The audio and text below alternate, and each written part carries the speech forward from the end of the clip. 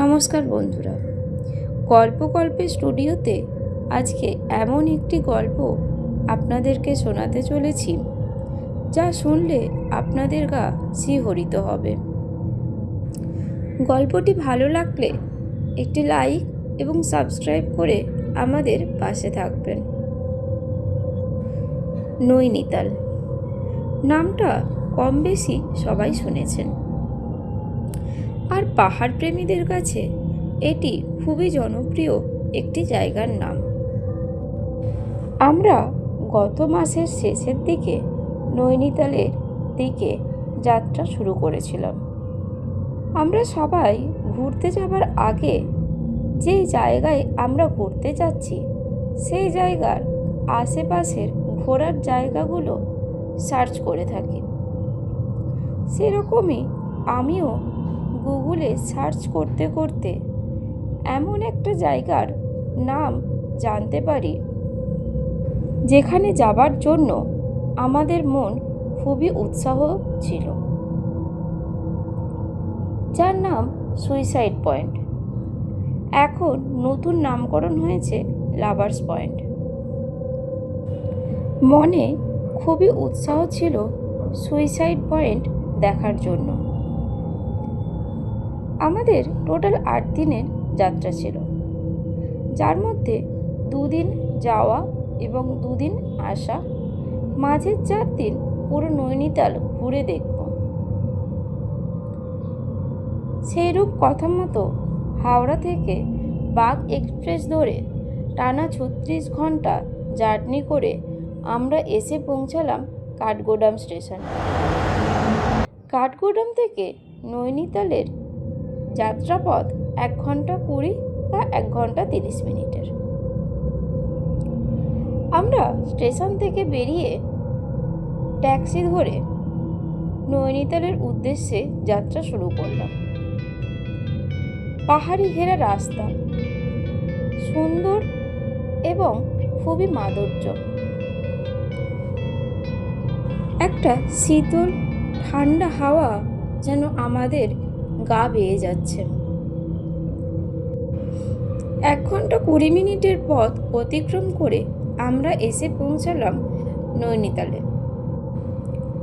নৈনিতাল জায়গাটা একটা লেক এবং সেই লেককে 4 দিক থেকে পাহাড়ে যেন ঘিরে রেখেছে।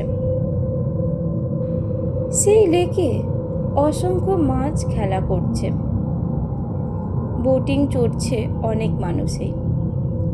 ওই লেকেরই একটা পাশে আছে নয়না দেবীর মন্দির।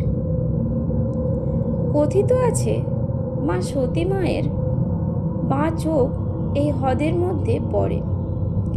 সেখান থেকেই এই মন্দিরটি স্থাপিত হয়।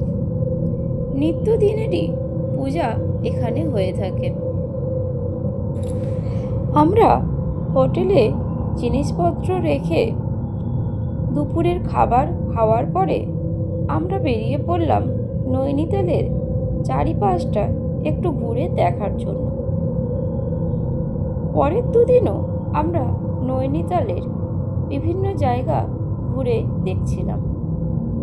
নয়না দেবী মন্দিরের আরতি, নয়না লেকে বোটিং করা, তিব্বতী মার্কেটে মোমো খাওয়া এবং কাচিধামে বাবা নিমকরালি মহারাজজির আশ্রম দর্শন করা। আমার এবং আমার সহপাঠীর মধ্যে কথা হয় পরের দিন সকালে আমরা একটু সকাল সকাল সুইসাইড পয়েন্ট বা লাভার্স পয়েন্ট দেখতে যাব। কিন্তু হাড় কাঁপানো ঠান্ডার জন্য আমরা দুজনেই ঘুম থেকে উঠি একটু দেরি করে। তড়িঘড়ি করে ব্রেকফাস্টটা সেরেই আমরা বেরিয়ে পড়লাম সুইসাইড পয়েন্টে যাত্রায়। হোটেলের রুম থেকে বেরিয়ে এসে আমরা একজন ট্যাক্সি কাকুর সাথে কথা বললাম। উনি বললেন কোথায় যাবেন। আমরা বললাম লাভার্স পয়েন্ট বা সুইসাইড পয়েন্টে। উনি একটু তীক্ষ্ণ চোখে আমাদের দিকে তাকালেন। আচ্ছা, ঠিক আছে, উঠে আসুন ট্যাক্সিতে। উনি বেশ কড়া গলায় আমাদেরকে ওনার ট্যাক্সিতে ওঠার জন্য বলেন। আমরা ট্যাক্সিতে ওঠার পরেই ট্যাক্সি ড্রাইভার আমাদেরকে আবার জিজ্ঞেস করেন, আপনারা সুইসাইড পয়েন্টে যাবেন? আমরা বললাম, হ্যাঁ কাকু। উনি আর কিছু বললেন না, গাড়ি স্টার্ট দিলেন। কিছুটা রাস্তা যাওয়ার পরে আমি কাকুকে বললাম, কাকু, এখানে কি কোথাও খাবারের দোকান আছে? তাহলে আমরা লাঞ্চটা সেরে ফেলতাম। কাকু বললেন, তোমরা যদি এখন লাঞ্চ করতে যাও, ওই জায়গায় ঘুরতে যাওয়ার সময় পার হয়ে যাবে। দুপুরের পরে ওই জায়গায় আর কেউ ঘুরতে যেতে পারে না। দুপুরের পরে ওই জায়গা কি বন্ধ থাকে? হ্যাঁ, বন্ধ থাকে। উনি আর কিছু বললেন না।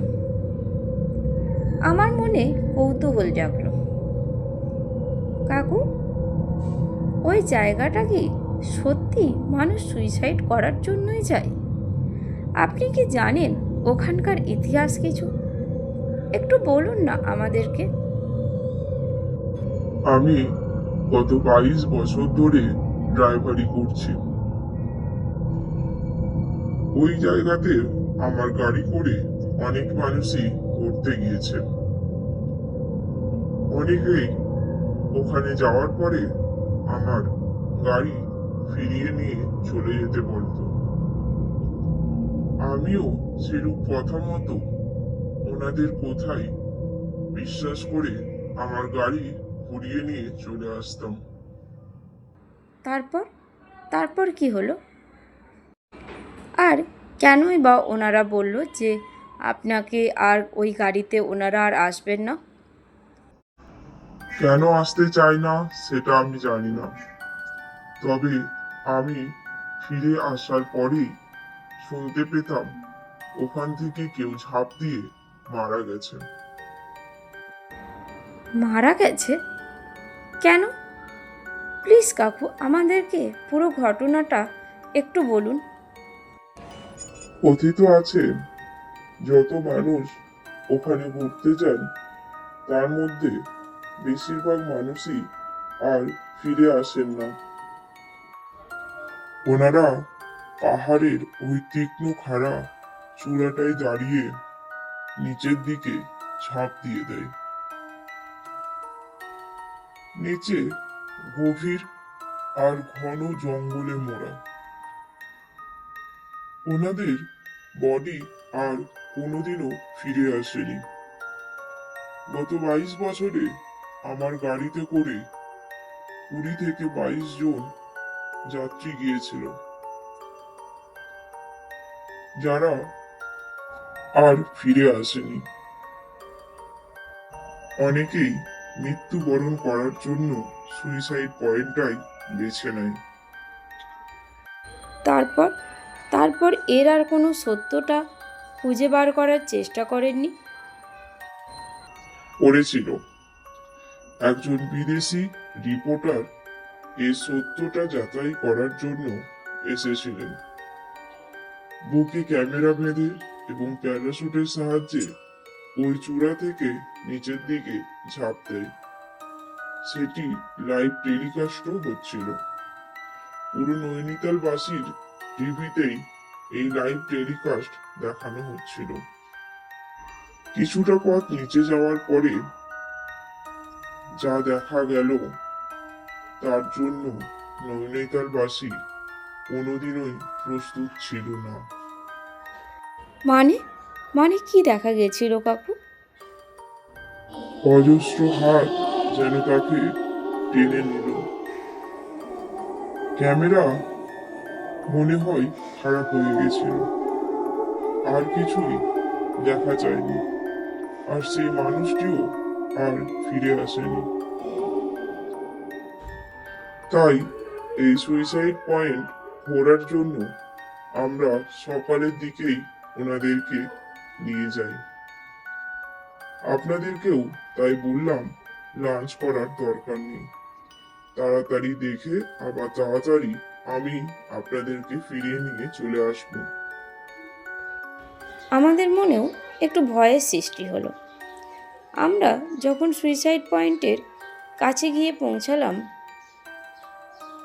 কিছুটা দূর থেকেই আমরা দেখলাম নিচের দিকে খাড়া জায়গা যেন নেমে এসেছে। নিচের স্থলভূমি তো দেখাই যাচ্ছে না।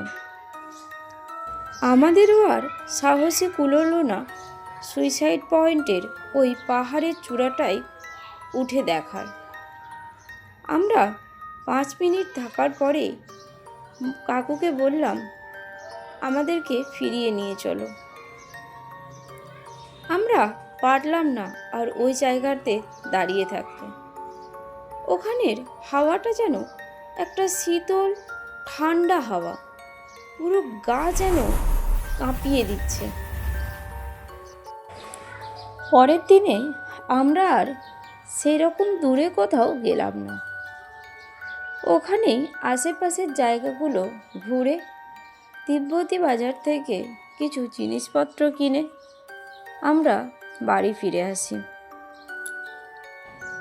পাহাড় প্রেমীরা অবশ্যই পাহাড় ঘুরে আসুন, তবে মাথায় রাখবেন খুব উচ্চ খাড়াযুক্ত চূড়াতে না ওঠাটাই আপনাদের এবং আমাদের জন্য মঙ্গলদায়ক।